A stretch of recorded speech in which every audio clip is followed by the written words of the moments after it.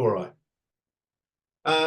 Hello, it's Bryn Tilly, Festival Director, Curator for Dark Nights Film Fest, and it is a great pleasure to have Alison Maclean with me today to talk a little bit about her amazing short film, Kitchen Sink, which was released 35 years ago. It is a great delight to be able to have a special anniversary screening alongside David Blythe's Death Warmed Up at our upcoming festival on Friday, October the 11th.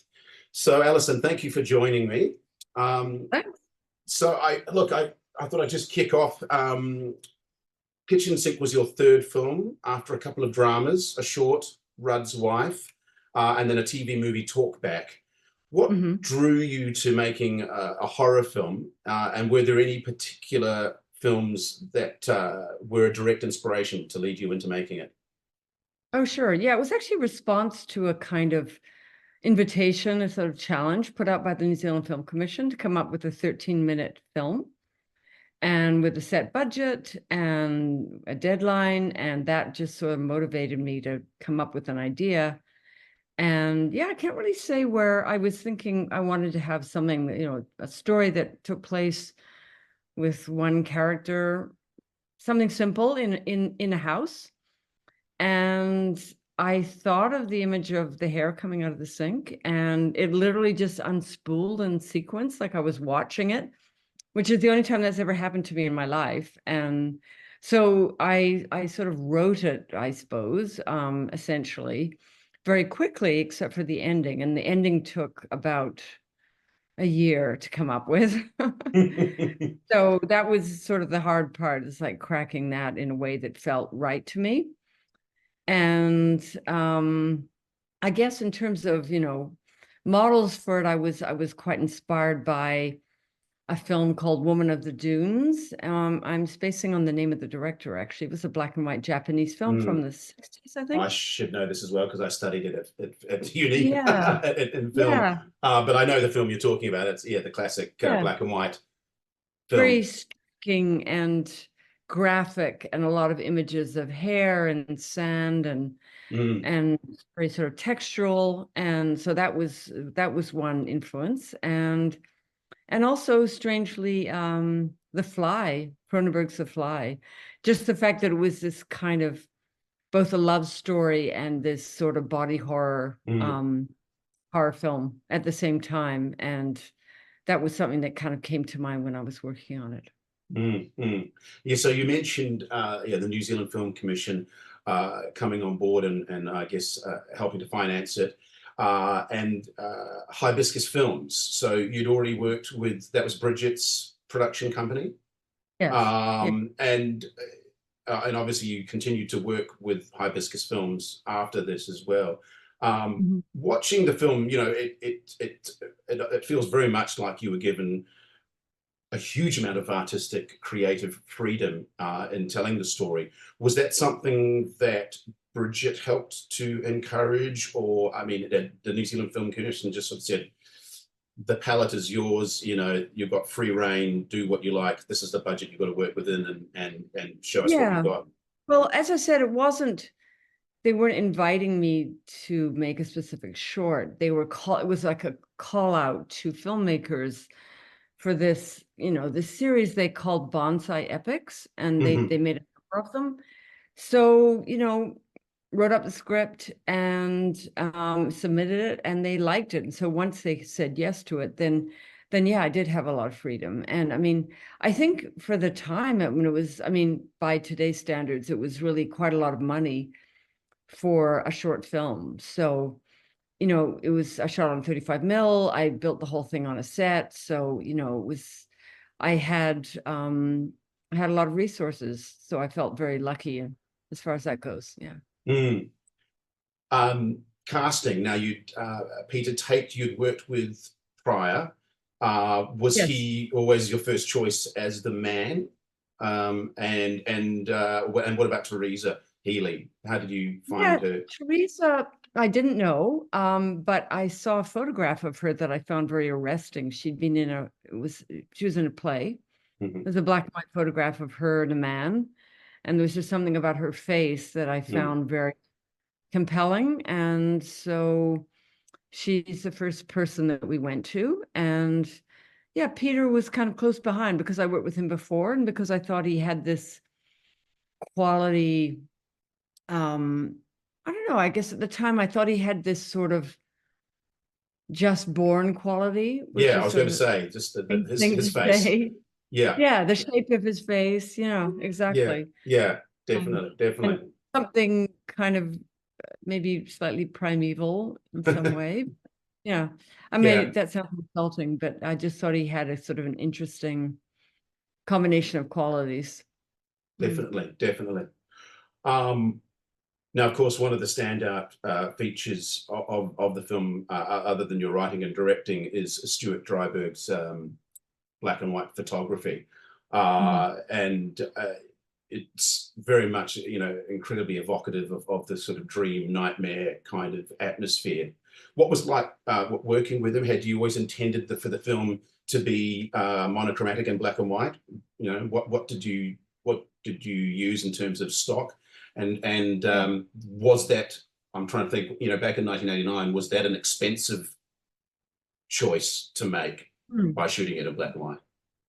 Yeah, I knew Stuart because we'd worked on a feature called Strata that was the first film that I'd ever worked on, been exposed to, and that was kind of the film that, in a way, sort of changed my life and made me just very fired up about the idea of making films. So he was a gaffer on that film, so we were friends from that, and so this was really his first film as a DP, and of course, it was a fantastic experience working with him. And I think from memory, I could be wrong about this, but I have a feeling that he shot it in color. Oh, And wow. then in post, we kind of changed it to black and white. So I there's a color, probably a color rough cut of kitchen sink. I don't think so. No. No, I think that no, I mean I'm a little hazy to be honest, but there's somehow I have a memory that he shot on in color because he said there was more nuance and more in the kind of like gray tones, Hmm. mid-tones that was But possible. Yeah. yeah, well, of course, though, knowing though, I guess if it was going to be in black and white, that would have certainly Mm. influenced some of the decisions in the production design, Oh and yeah. the Yeah. way and costuming.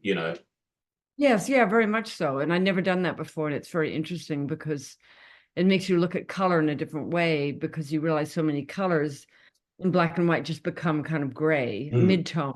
yeah, So then you yeah. kind of have to go a little more to the kind of extremes of the darker or lighter.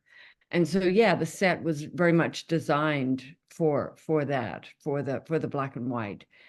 And I think you asked me about the cost and that Yeah. I cannot remember. Sorry. No, all good, all good. But yes, of course, coming back to production design and another legendary figure, Grant Major, Mm, was production designer on it. And I was going to ask, and you've sort of answered it anyway. But I was wondering how much of it was a set, how much of it, if any, was shot within a real house, mm. and also, I suppose. If you're prepared to kind of divulge how some of those special effects were done, particularly obviously the sink, Yes. Yeah. and all that. If you could tell us a little bit about that.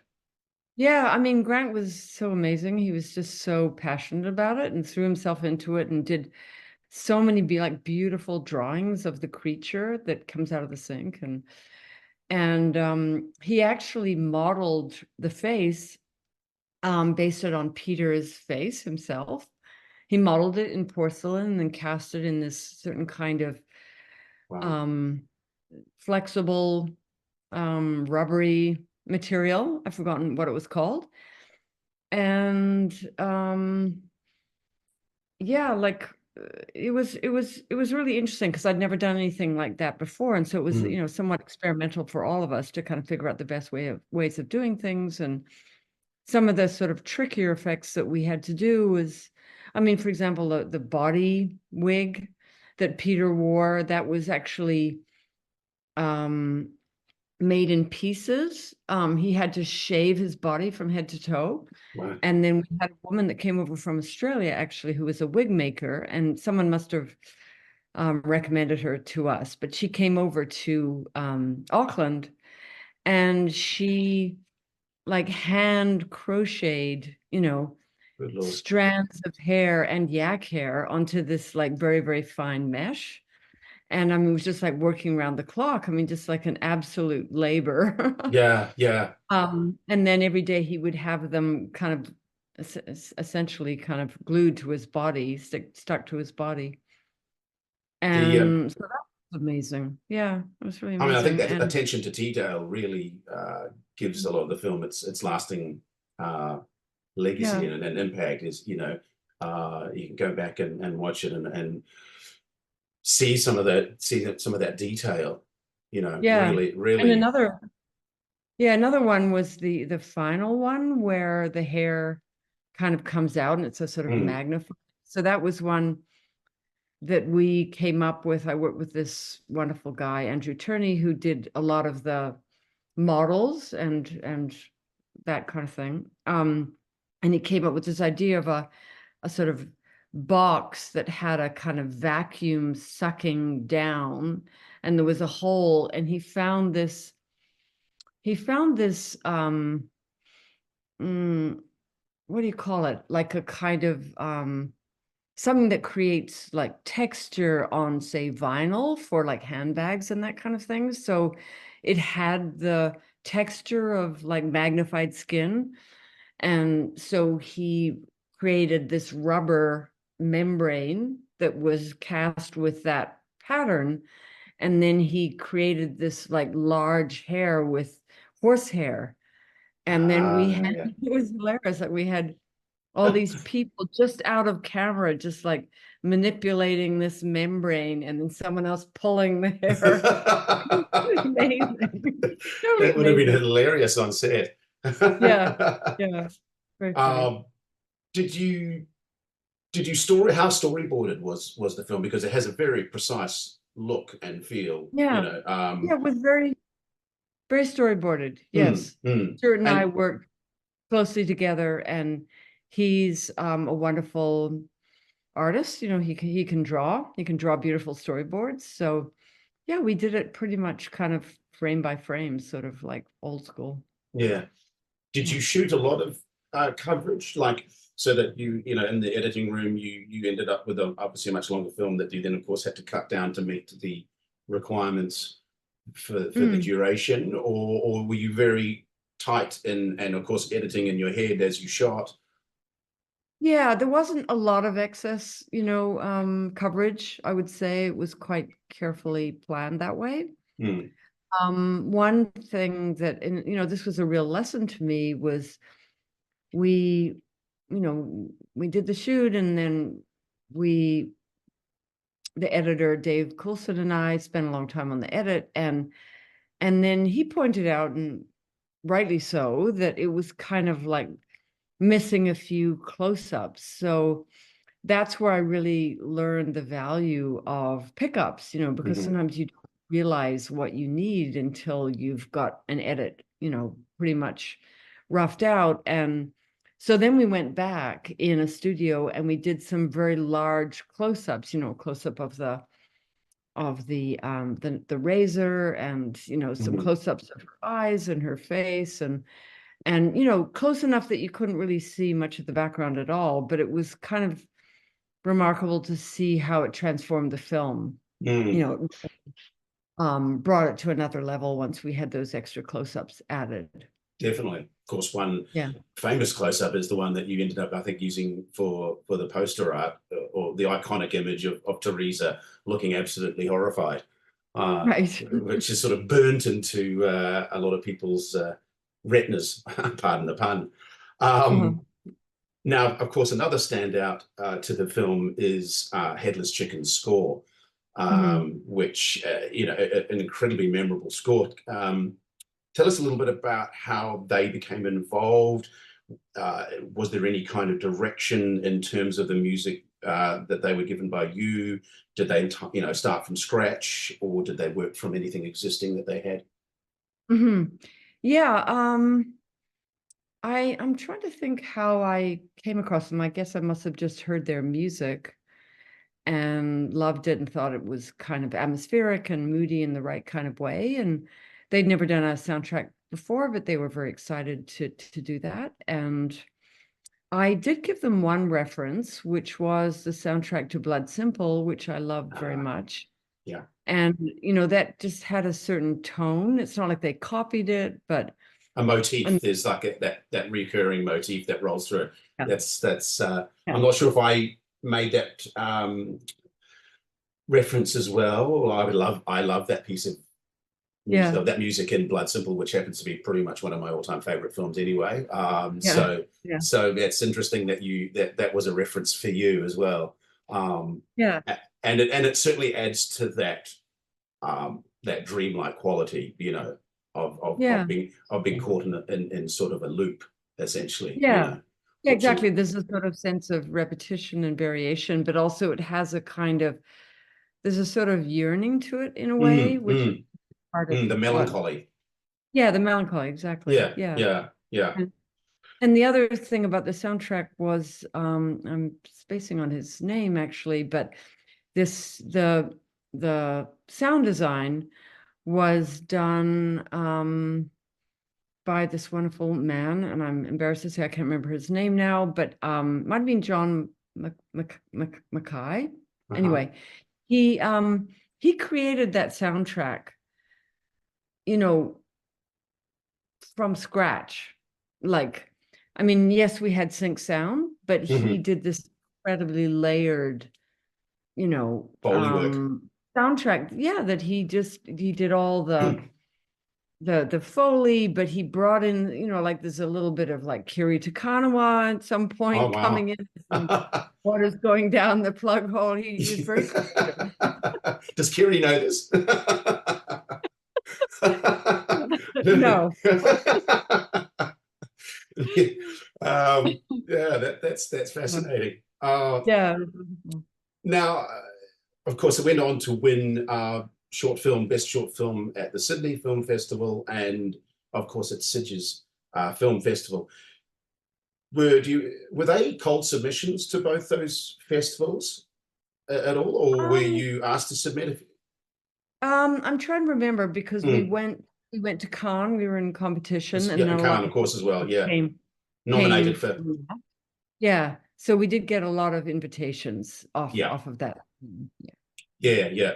Um, I mean, when you were in post production, and this is the kind of interesting because it's always looking back now. It's easy to sort of have another opinion, but if you can remember in post, did it feel like you had something that was potentially going to have some kind of lasting Hmm. impact, or that it would at least had some sort of potential to uh, to have an effect and even might win awards. Yeah. I mean, I don't know that I certainly didn't feel, wasn't expecting that, but we were very happy with it. And it was kind of one of those rare experiences that, doesn't happen too many times, where it's like everything turned out a little better than I expected, which almost never happens, just like the contributions that people made and what was emerging and um, what we were capturing on the camera was equal to or better than I had imagined it being. So that was very thrilling. Yeah. Mm, mm. I mean, yeah, definitely the film's legacy is extraordinary. I think so many people I talk to who have seen it hold it in high esteem. As one of their favorite short films, if not, it's my favorite short film. I can't think of too many other short films from 30 to 40 years ago that are still thrilling and I think in some ways almost bulletproof from criticism. I don't find your film is it's sort of faultless in a way. It's just a perfect sort of encapsulation of the kind of a sort of dream nightmare. And so I suppose just finishing up then, any further thoughts on the film's legacy in that way, or yeah, in the way that I mean, I really never expected it would have the life that it's had, and it really exceeded our expectations, and it was extremely satisfying and exciting and joyful to make it and creative. And I just feel like I just feel like I was blessed with the perfect collaborators in every single role. So